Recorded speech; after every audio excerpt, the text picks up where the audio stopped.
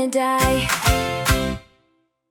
Hi, everyone. I'm Hospice Nurse Julie. And before you turn away because you heard the word hospice, please know that it's not going to be that heavy. I have spent years at the bedside as a hospice nurse, being with dying people. And as crazy as it sounds, that has actually helped me live. It's helped me be free. It's inspired me. And that's what this podcast is about. Death is something we are all going to experience. And I have learned that death can really inform how we want to show up in this world. I'm going to be interviewing people and talking to them about life, about living, about what it takes to live authentically and why it's so important. I want this podcast to be inspiring and hopeful and leaving you feeling all warm and fuzzy when we're done talking. So I hope I can do that. Let's go. I'm joined by my friend and my very first guest on my podcast. She is such a wonderful human. Her name is Kalina Silverman.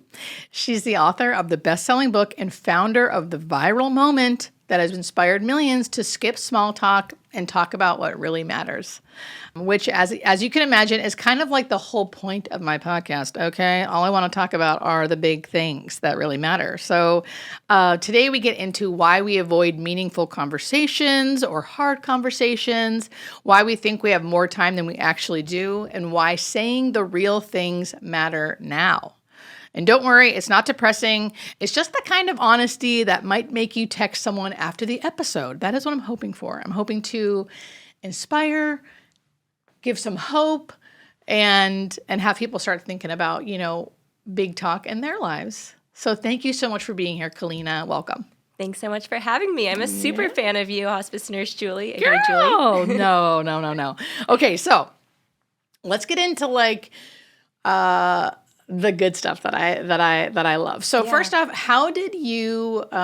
You are the founder of Big Talk, which is so amazing. I found you on the internet, and then we figured out that we actually lived in the same town. Yeah, we were basically neighbors. We were basically neighbors. And I actually saw our first Instagram. I shared a story of hers from Big Talk, and then you reached out to me, and we were both in Los Angeles and then both in Santa Monica.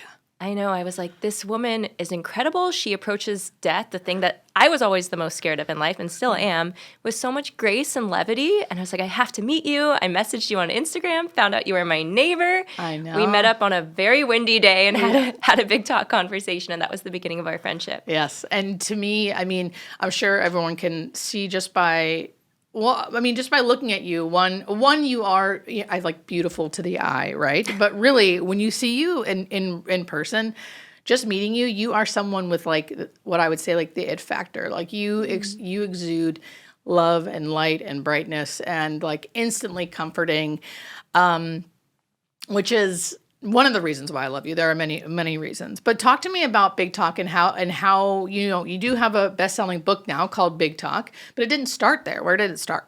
Yeah, so Big Talk actually started over 10 years ago as a passion project for a lonely college student, which was small. So I was in a new city for the first time, Chicago, a little bit colder and darker than Santa Monica.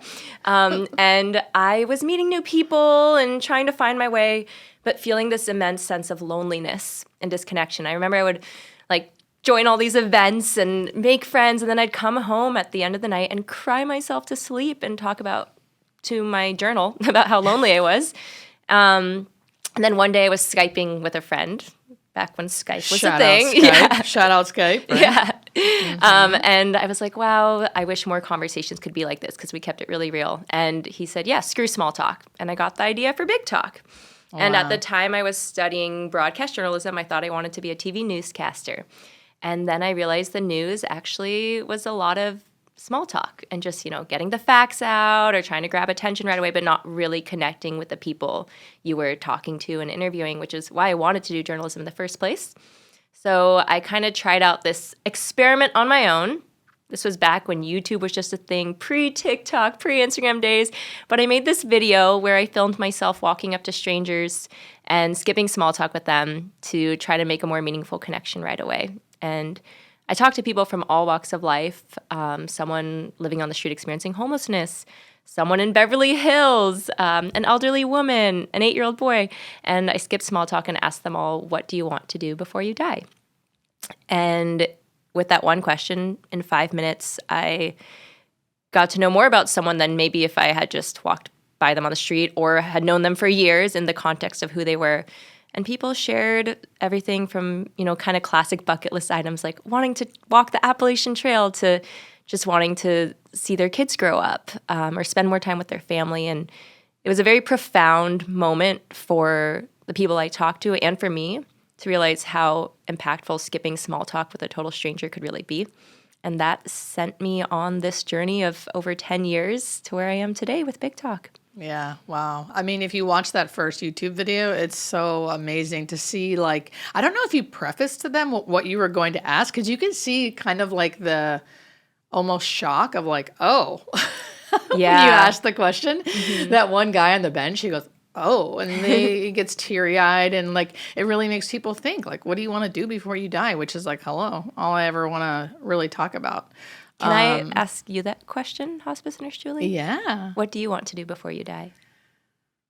So funny. So just so everyone knows, really, you literally touched on all the different topics I want to talk to you about, loneliness and meaningful conversations and why we don't do it and how we can do it. Just on a side note, but I think about that a lot, honestly. Yeah. I kind of contemplate, if I were going to die, where am I at in my life? What would I change? Would I change anything? And I think because I do that on a daily basis pretty much, which most people would be like, yikes, it really informs how I live. So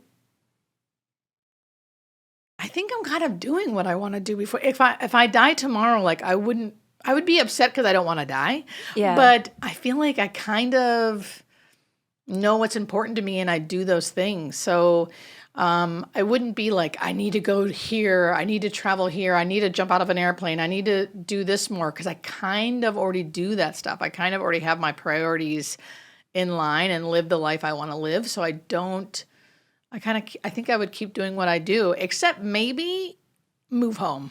I might move home and be with my parents, because right now I'm, across the country from them. So I guess that'd be the one thing I'd want to do before I die would be move home, because I kind of think I could list I want to meet Oprah.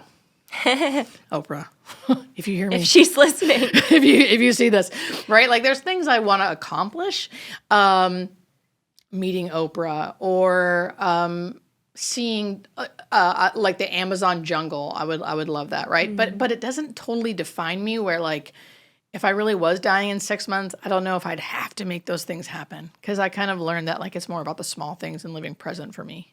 It's a beautiful response. It's almost like there's different levels and layers to that, how you would answer that. Yeah, right. Because I could go I want to travel here, I want to this. But I also know, and I've learned through my life, that those things really don't fulfill me personally. Ultimately, it's about day-to-day contentment and being present, and I kind of do that, which is thank God. And I've only learned that through my work and being sober. And yeah, that's the dream answer, right? For someone to say, I'm doing it. And that's what I hope everyone can get to. So thanks for sharing. Yeah. Thanks for asking. Yes. Do you see this? Look at her. Look at her. Okay. So you touched on the loneliness part, right? Yes. And a lot in your book, at least the first part, you talk about this loneliness. And I talk about loneliness a lot too, because I feel like we have a loneliness epidemic where people are lonely. And I honestly think not everyone's even aware that they're lonely. I know I struggle with loneliness sometimes, and it doesn't necessarily feel like I'm lonely. It just feels bad. Something feels bad. Something doesn't feel right. Right. It's a biological instinct. Yes. Like a fight or flight type of thing. In the same way when you're in pain, loneliness. Yes. It's wrong in your gut. Yes. And but if you're not aware enough, which is so easily to not be, to operate unconsciously, you wouldn't call it loneliness. And a lot of times when you don't feel well, right, emotionally, you want to go away from people. That's my instinct, to go away, when really you need to connect. Right. So you started Big Talk out of loneliness, right? And did you feel like it, quote unquote, fixed it? right? Does it fix it? Do you still, like, how does loneliness still show up for you today? How has Big Talk helped that? Do you think it has? So there's a lot of questions in there, but I think you get what I mean. Yeah, I think Big Talk is absolutely a tool for fighting loneliness. Yeah. And I don't think you can ever eliminate loneliness, just like you can't eliminate the flu. It's always going to come back in a new form. Right. Oh my God. Don't get me started. I have a really good flu story. But another podcast. Another podcast. I was patient 0. I gave everyone the flu. It was awful. Oh my gosh. Good. But I will say that it's very easy to feel lonely or isolated and then dig yourself in a deeper hole. I know that can be said for anxiety or depression too, right? It's like you do the opposite of what you should do to feel better. But because I know that if I'm starting to feel lonely, it's like a ding, like we got to do something about this. Go outside, go on a walk, smile at a stranger, walk down a busy street, walk into shops and just talk to people. Actually start with small talk and then let it lead into medium talk or big talk. And you will instantly feel better. There's been so many times where I've just been feeling like in a cave woman mode and kind of lonely and off. And then I just was like, go on a sunset walk, Kalina, go on a sunset walk. And I walk down to the beach and I meet the most incredible person. Like, for example, Miss Hazel, this woman who dances at sunset in honor of her son who passed away. Video. Yeah. And that was one of those days where I was like just feeling a little off, decided to go down on a walk, saw her, felt inspired, walked up to her, chatted. And now she's like my friend. We're always texting on the holidays. I see her now sometimes at the beach. One time I took her out to dinner. It's the best. Wow. Right. So that's what many of your videos have gone like mega viral, but I think that was one of them, right? She was an elderly woman or an older woman dancing on the beach. Yeah. And you said she dances for her son? Yeah, her son passed away. Yeah. And I think for an elderly person, she uses a walker. A lot of times if they experience that kind of grief, they might just totally become a recluse. Instead, she takes the bus with her walker down to the beach. She's like walking with her walker, and then she gets to her spot. She puts on music on her phone, picks up her cane, stands up, and starts dancing and gliding across the sand. No! And she says she's got to keep the joy alive. She's got to honor her son. And it's one of the most beautiful, real moments I've ever witnessed. And of course, so many people also found beauty in that. And yes, that was one of the stories I shared that went viral and everyone fell in love with Miss Hazel. She said people would come up to her who recognized her from her video. She was like a little movie star. Yeah, Miss Hazel. This is what I mean. To me, that's what life is all about. Yes. That's why hospice nursing is not depressing to me, because I feel like I experience that whenever I work. I walk into people's homes during a really vulnerable time. And even if they're not necessarily the most vulnerable, that you're still connecting on this way that is just it's just so meaningful and so life-giving to me. Yes. To me. I think that's one of the things that really drew me to your work and the way you approach hospice nursing. You don't approach it like it's this sad, depressing, heavy thing. You approach it with this lightness. It's almost like a way to honor life more and celebrate it. And that's really cool. And when I have big talk conversations, I try to do the same. Even if I'm talking to someone about a heavy moment in their life, it's well, what gives you hope? What gave you the resilience to move forward? And that's always really exciting and celebratory to talk about. It's not dark. Yeah, it's not dark. Yeah. So do you think, so to you, how would you, this is a huge question. Oh gosh. Okay. I'm ready. No pressure. But why do you think so many people are lonely right now? Do you think it's always existed, this is just what it is? Or do you think we're more aware of it? What do you think, why is it seem so prevalent now? And what do you think would help it? Again, these are life's biggest questions, but. It is a big question. I think people are lonely for a lot of societal reasons that are outside of our control, unless we're a politician or economist or whatnot, Mm-hmm. But the things we do have control are our abilities as everyday community citizens to fight loneliness. And yes, we could live in a village in the Amazon and be super interconnected and not need something like Big Talk because our society is still built in the village supporting people in a village type of way. But that's not how we live here. We're in a tall building where everyone's in separate rooms right now, right? Chances are we will never meet the person across the building from us. Because and we'll walk by people and not say hello, which I'm not even criticizing. I do the same thing. It's just how things are set up. You just don't say hi. You don't really talk in elevators. You don't. Anyway. Yeah. Yeah. Mm-hmm. So that's why we actively have to work to fight against that. And by fight, I literally mean smile at a stranger and talk to them. It's not so hard, but it's something we have to do in order to make big talk instead of small talk, in order to not feel lonely. We have to be really intentional. And like at first it might feel kind of awkward or like there's this tension, but now it just comes so naturally. Like if I see someone and I just have a thought about them or curiosity or a compliment inside of me, I just go up and say it. Because you never know what a compliment or a question can lead to. It could literally lead to meeting someone who you become friends with for life, or one conversation that could change the way you think about things. So I'm totally veering off from your original question. But yes, until we can restructure society, just go out there and talk to people. But I think so in like what I was thinking about was, and this social media is so amazing in some aspects. Yes. I mean, it has changed my life. Same. And so it's so amazing in some aspects, but also it gives us this like big, broad kind of like me saying a statement of like, there's a loneliness epidemic, right? And it's like, yes, there is, but also like we need to start smaller. We need to start with ourselves. We need to start with our neighbors. Yes. These like small little things that could literally change the world if enough of us do it. And, at least for me, like I know with hospice nursing, like because I do it day in and day out, for the most part, for the past 10 years, right? It's like easy for me to kind of do hospice nursing, and it's not depressing to me, and I can connect and all the things. Is that how it is for you with Big Talk? Like, is it easier? Is it like because you practice it for so long, it really is like how you operate in the world? Yeah, I think Big Talk is like just any other skill. You have to practice it. Yeah. The first time I wanted to walk up to a stranger and ask a deep question, I was so awkward. I literally like stood in this corner watching these two guys play chess, and I was just like standing there like a weirdo.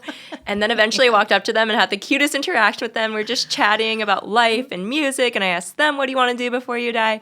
But everything takes practice. I know, you're so good at it, and you're so good at listening. I feel like I'm a talker anyway.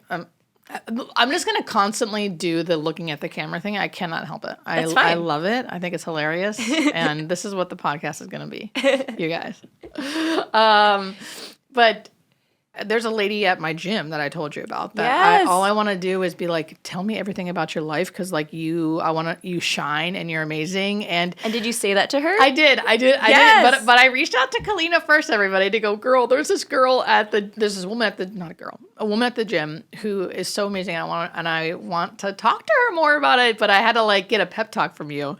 Yeah. But starting with a compliment about someone's essence is the best thing. Like telling her she shines and you want to know more about her, right? Yeah. Like a lot of times I'll just be like, I love your energy to someone because their energy is so great. Yeah. And then it can lead into a conversation, because if you compliment someone and then ask them a question, it's great. They're going to be more trustworthy. They're going to want to share something because they're not just like, oh, this person wants something out of me. They're like, they're genuinely interested in me. Yeah.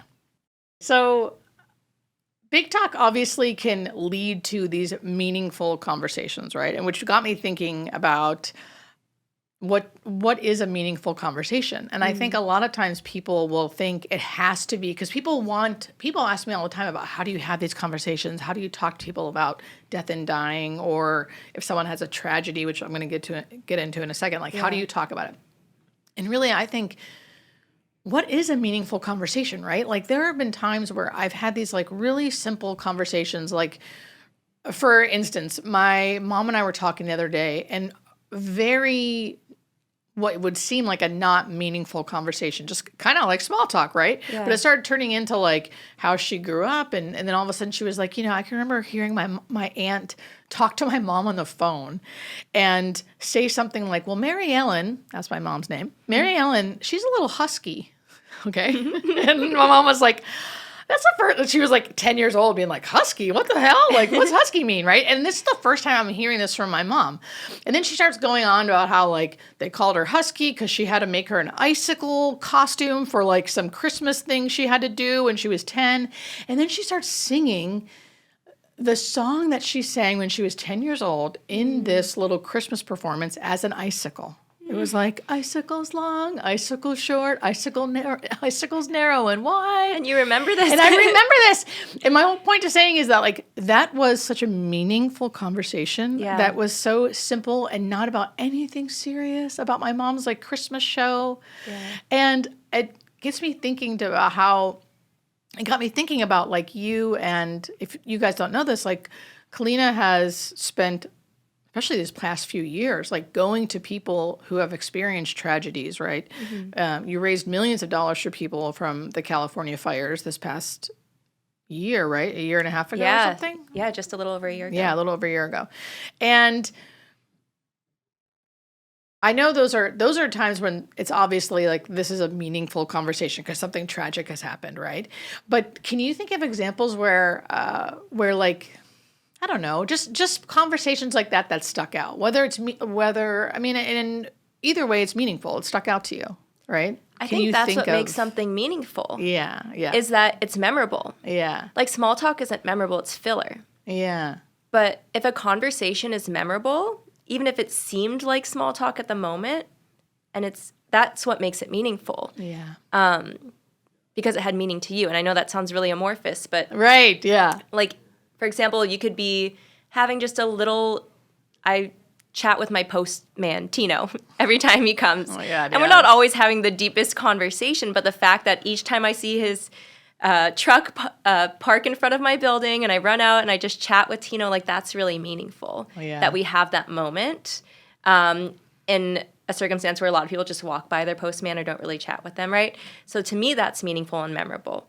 Talking to someone during the darkest tragedy of their life is more obviously inherently meaningful, right? Because it sticks out in their life, and so you're moving through that with them. And I've talked to people who've lost their children, people who've lost their homes, people who've lost their entire families in a natural disaster, and of course that's going to be meaningful already. But even just like getting lunch with a family member and talking about songs you used to love when you were 10 years old, like that's really memorable. I remember I had lunch with my dad a few weeks ago, and he was showing me a YouTube video that moved him, and he started crying at lunch in like his tender greens or something. Oh. And that was really meaningful, and it kind of just showed me that he's thinking about these things in life and like kind of entering this new reflective phase of his life, because he never used to cry over lunch with me, right? All right. So that was a memorable moment. That was, to me, that's big talk. I don't even remember what the video was, but just taking note of my dad being emotional over lunch with me, like that was a memorable, meaningful, big talk moment. Yeah. Yeah. That you couldn't have had if you weren't having lunch with him, Yeah. right? And if you weren't able to just allow it to happen. Mm-hmm. Which kind of leads to my next thing, which I think is why a lot of people are listening. A lot of my listeners and followers are people who are caregivers, who are on hospice, who loved ones were on hospice, they're grieving, or they have someone who is on hospice now. And the frequent question is like, how do we have these hard conversations? How do I talk to them about anything or the fact that they're dying, and again, there's not an easy answer, or maybe there is. A lot of times I say just do it, just start. Yeah. But that's even hard. So it's like, what would you say? What would you do? What would you say to people asking you that? I think if you're chatting with someone who's going through something, take note of what they want to talk about. I think when it comes to someone who's dying or who's passed away, people are scared to ask about that person, but people want to talk about it. Yeah. I know there's that quote, I don't want to butcher it, but like the last time someone dies is the last time someone talks about them. So people want to keep someone's memory alive. Like I've talked to a lot of people who've lost their children who like love talking about their children and the memories of them. And most people are scared to ask them about them, but they just light up when they're chatting with them. So I love to say like, I love to talk about someone in the present tense, even if they pass. Like, oh, what do you love about them? Like, tell me about him, So things like that, where it's like very open-ended. You don't have to come up with some monumental question or conversation starter. Just be like, oh, tell me about him or her or them. Like, just, I would love to hear about them. And then noticing what they keep talking about and asking follow-up questions and just being present and listening. That's really it. Like, there's no magical way to have these kinds of conversations besides just being present and asking questions. And just try. And just trying. Just try. It doesn't always work out. No. Yeah. Sometimes you'll ask something, someone won't be into it, and then like a week later, they'll bring it up. That happens all the time. I'll ask a big talk question, and someone's like, I don't really have an answer to that. And then a week later, they're like, oh my gosh, I've been thinking about it all week, and like I have this response now. I feel like I would do. I mean, I Yeah. feel like I would try to give an answer, but then I'd still think about it and be like, actually, I mean, have you ever had a situation where it didn't feel great? Like the interview was kind of like record scratch, or I mean, I've had times where like it didn't go as deep or engaging as I thought it would, and I just knew they weren't really ready for it, and that's fine too. But like I said, it can happen later on. It can happen a year later. There could be 5 years later, someone's going through some huge life transition, and suddenly they finally have that time to reflect on their life, think about the big questions, and then they come back to me. That's happened all the time. and honestly, I think it's too like you show up without expectations. It's not like you're like, and now they have to get deep. You're Yeah. actually just genuinely asking them, and how they answer is how they answer. Exactly. Yeah. And not everything's going to be deep. I'm not walking around having big talk with everyone I meet. I do a lot of small talk in my day. The Yeah. idea of big talk is that if you don't take that first step, nothing will ever happen. So like if there's an opportunity to make big talk and you want it, then try. Right. And we'll get into actual big talk questions in a second. So people have an understanding of like what you even Yeah. mean by that. Yeah. But I first want to ask you about like having big talk or like connected conversations, or maybe more vulnerable conversations with strangers.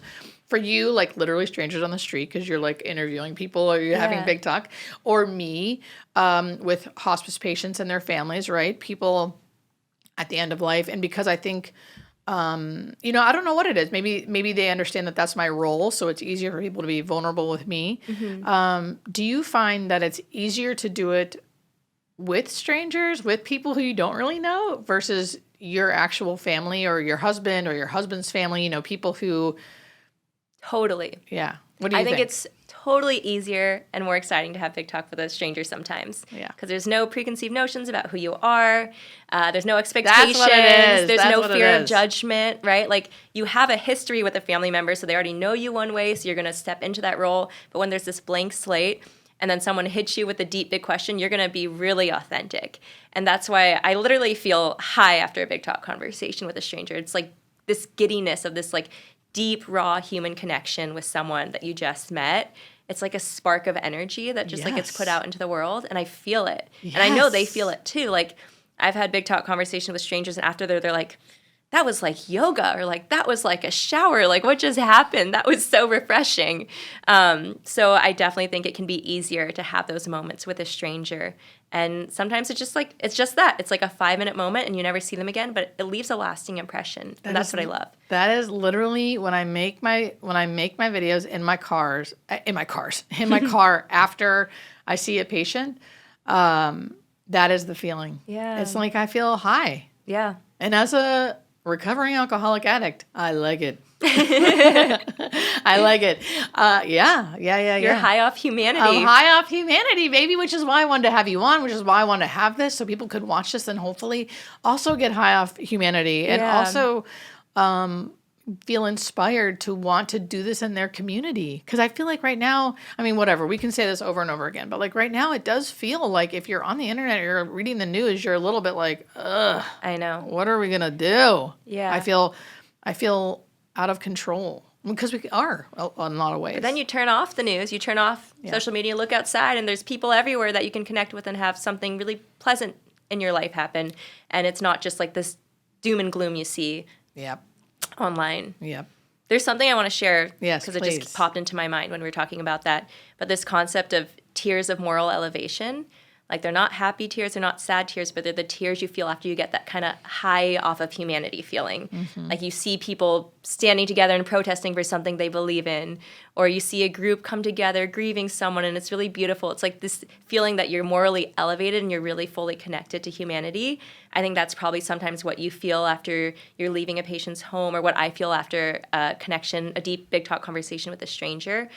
So I think we should all strive to find those moments because they really give you hope and help you move forward as a human. Yep. And the more you do it, the easier it is to keep find doing them it, and to keep doing find it. Yeah. Yeah. I know. I can remember after stuff was happening in the news, right? I'll be general. And it was just a really, really hard day, I think, for a lot of people in the world. And I remember I was working that day, but I went to go get a coffee, and I had been like in my car kind of crying to myself, like, what's going on in this world? Like, I feel so helpless, and it's just so hard to kind of to just see what's happening, right?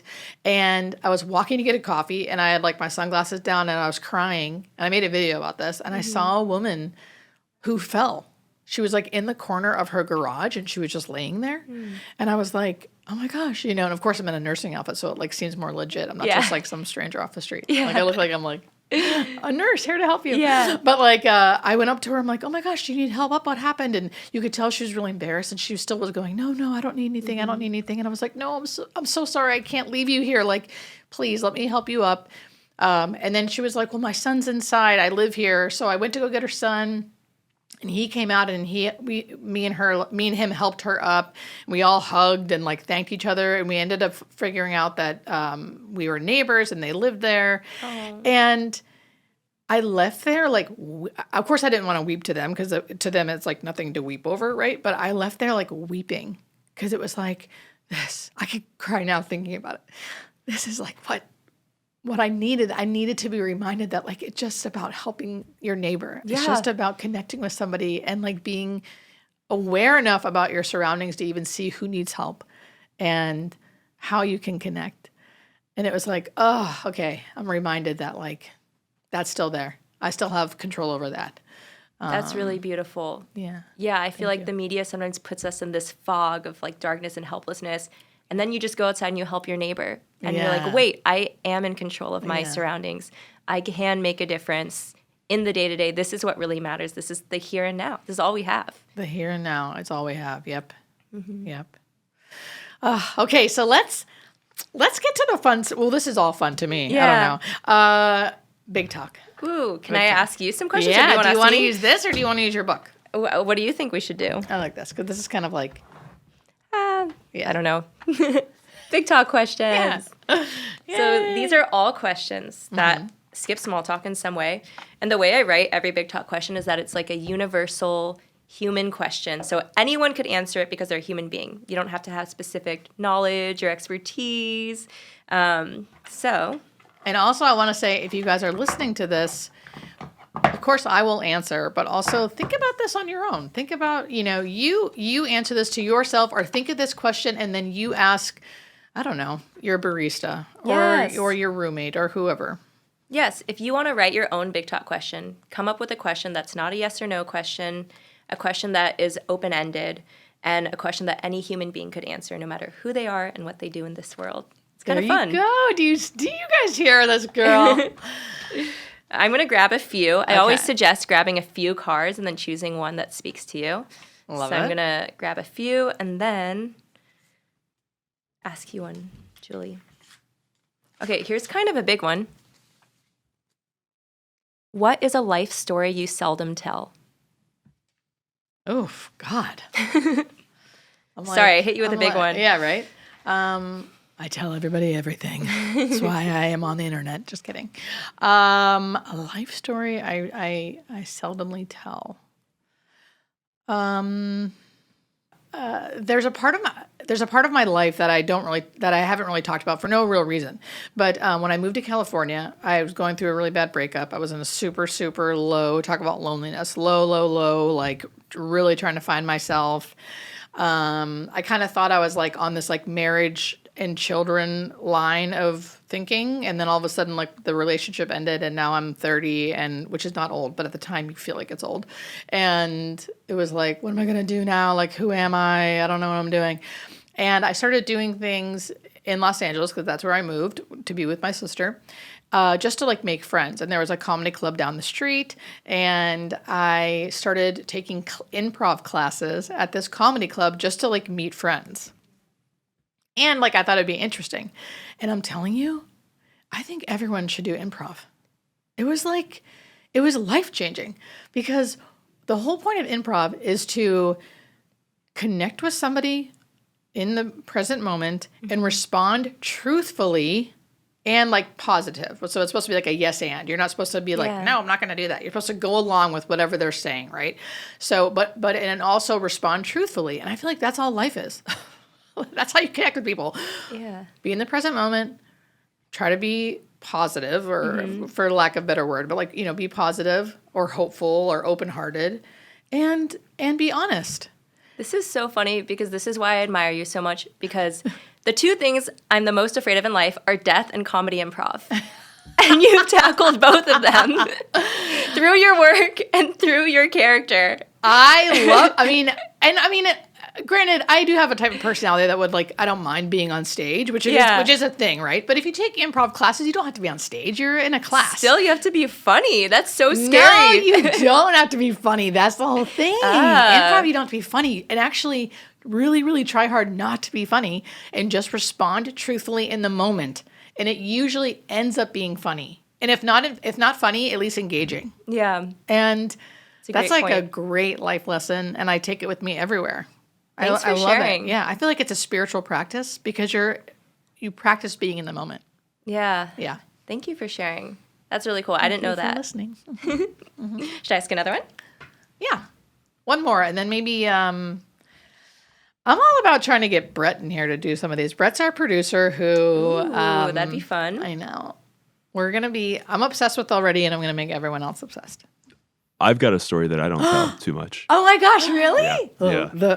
Brett, what is a life God? story? Starts off a little dark, but it'll come back, trust me. Okay. The birth of my daughter was one of the most loneliest moments of my life because my role completely changed. And I did not expect my wife and I's relationship to change the way that it did, but just kind of not knowing the path. I've always been pre-planning and everything like that, and then you get hit with a life-changing moment, you don't know what to do.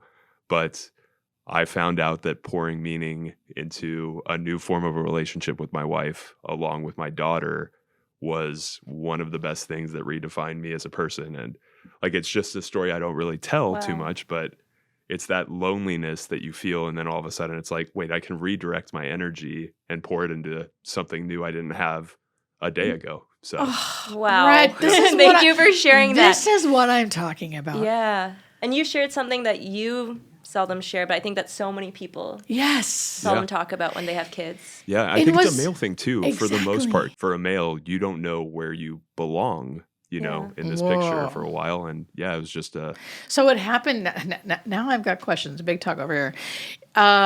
So was the loneliness after the baby was born? Because you're kind of what's this dynamic here? What's happening in this? And your wife's probably, everyone's tired. It's a new shift and everything. So it was just that. Yeah, it's like saying farewell to what your relationship was for years. Mm-hmm. And it's not that it's gone. It's just completely changed. And finding your place in that new world, with being responsible for somebody. It's ironic that with that responsibility you can feel loneliness, but it was a natural feeling that set in. And it was just, what do I do with this? And how do I pour meaning back into this, to create value? And do you still feel that loneliness now, or do you feel like you kind of figured out how to move through it? I think I've figured out how to move through it for the most part. I mean, there's still times where I see, that my wife is carrying, a majority of the weight because she's the mother. But, it's one of those things that, I know how to deal with it a lot better now, just redirecting my focus outside of loneliness to how do I create value in these new buckets. Mm-hmm. And even being able to share that is I think being able to share the truth of what's happening, even if it is really scary, to say because you're supposed to be joyous, I'm supposed to feel this way and that way. And because I have this new baby that I've always wanted, right? Right. And then now it's but I'm feeling something else. And I think this is a little off topic, but a lot of people, after their loved one dies, especially if it's been a long road, they feel relief. Yeah, I've heard that for sure. And then they feel shame for feeling relief, and then they never talk about it, and how dare they feel relief, and it's just a normal response. Yeah. My friend's grandma just passed away, and her uncle was taking care of her for decades and had no life, honestly. That was his whole life. And so in a sense, I can imagine he must be relieved, and that's okay. Now he can live his life again. Yeah. And when you're there day in, day out, you see how they don't have a great quality of life. It's hard for them. It's hard for you. So it's just really, really normal. Anyone who's listening, it's really normal to feel relief after your loved one dies. Yeah. Can I ask you one more big talk question, or do you want to move on to? Please. Yeah, I love it. Okay. So this question is, what does home mean to you? Oh, girl. That's a good one. What does home mean to you? I want everyone out there to also ask themselves this question. Depending on the day, I could really easily cry about this, which I think is good. Crying is so good. I love crying. I love crying. I cry in my car almost every day. I know. Yes, girl. It means so many things. Like, one, the first thing I think of is my mom, right? Like, my mom feels like home to me. And although our dynamic has changed over the years, obviously, and I love that. I love that I've grown into a person that feels like I can like self-regulate and I like know how to take care of myself without my mom, right? But like my mom feels like home. What would I call it? Like my God, or like the thing that I believe in, a higher power, a place that I think I'm going to go when I die, mostly feels like home. That's the biggest thing that can make me cry, is like thinking about this place that I always talk about and I long for, and not long for like, and like, I hope I die, but like, it's like I am homesick all the time. Like if I'm really in my body and like really in touch with the moment, the present moment, it's like, it's a beautiful thing, but it's also a homesickness of like, oh, like it makes me feel like this is all that matters. This is the only thing that matters, is connecting to whatever this thing is. And I think it's life and death and where I go and where I've come from. And I feel like it's in me and it's in you. See, I cry every time. And I think about we're all connected. We're all one. We're all the same thing. And we're going back to that same place. And that makes me feel like that is home to me. And I feel like you've asked me this question before and it makes me cry every time. I remember you sharing this before. Yeah. Have you seen people go there? Yeah. Oh my gosh. They brought me tissues. Brought you tissues. They brought me tissues. You guys, I can get used to this. Yeah, I've seen people go there. So I feel that feeling when someone's born, and I feel that feeling when someone's dying. And only when they're super close do I feel that feeling. And hence why it doesn't feel sad to me. And of course, like I'm sure I'll feel sad when it's my mom, you know.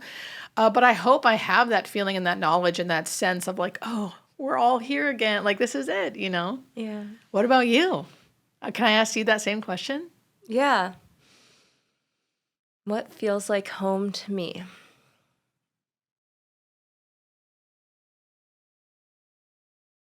The ocean.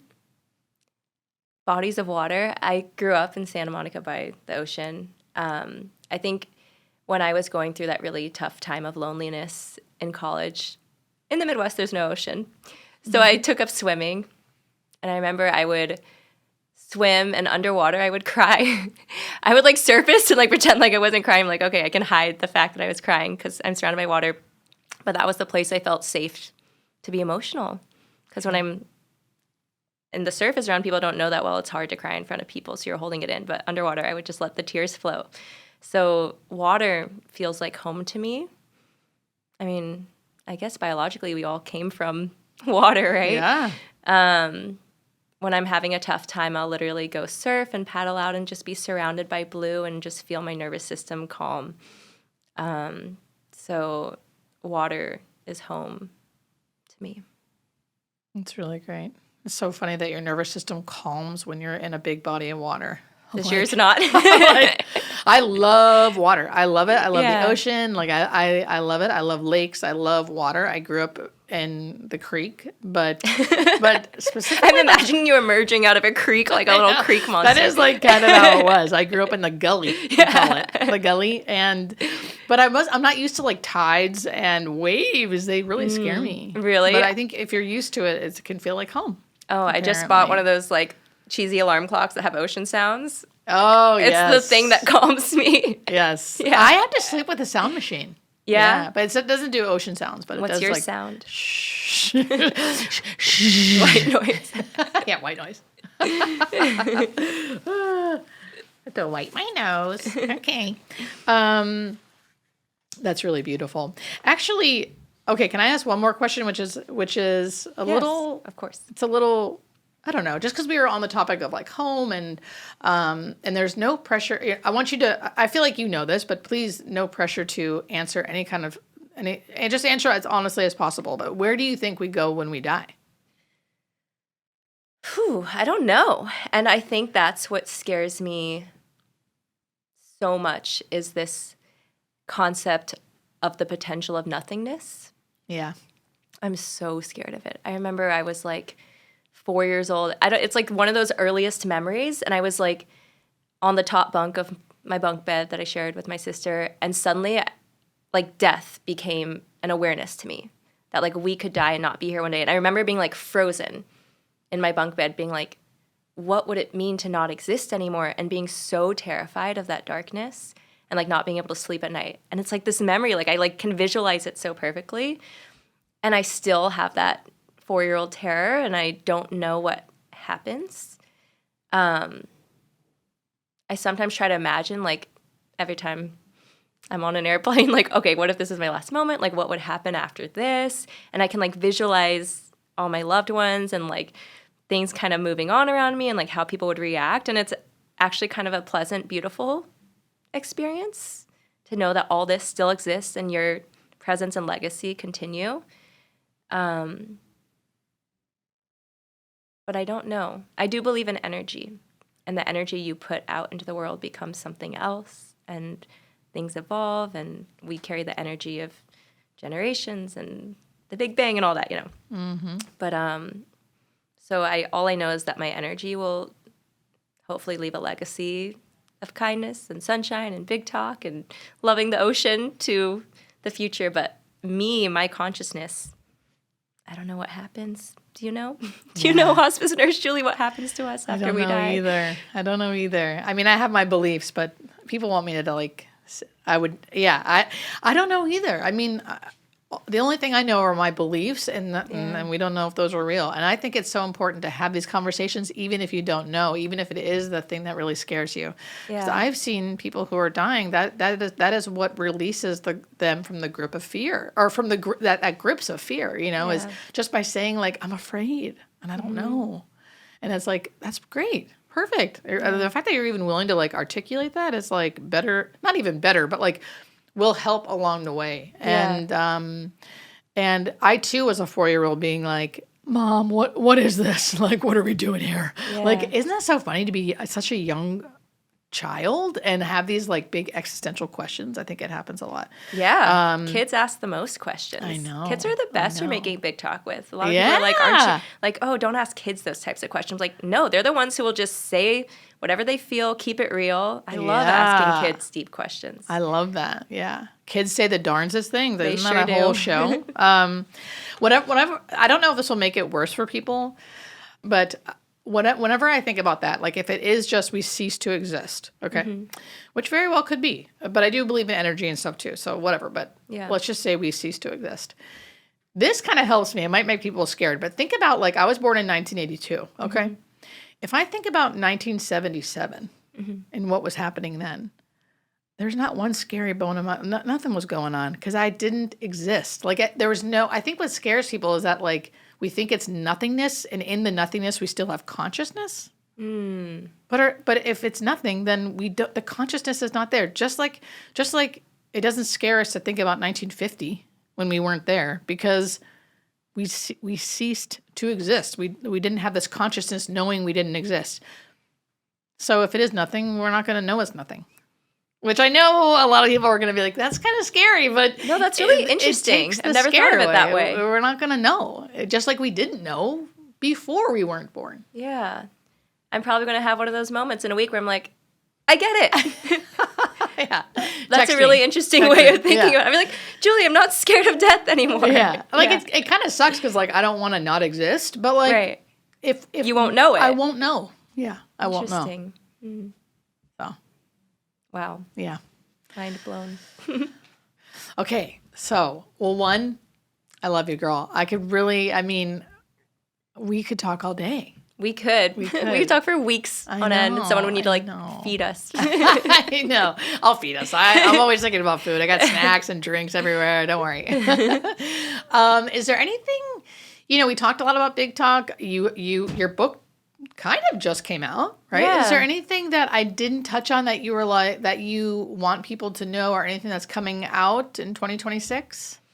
I'm going to be doing a lot more. I know I started with interviews with strangers on the street, but I think because of the disaster relief work I did in LA and LA fires, Texas floods, Hawaii floods, I really want to continue doing more social impact storytelling and really finding causes I care about and meeting with people and sharing those. So that's something I hope to continue.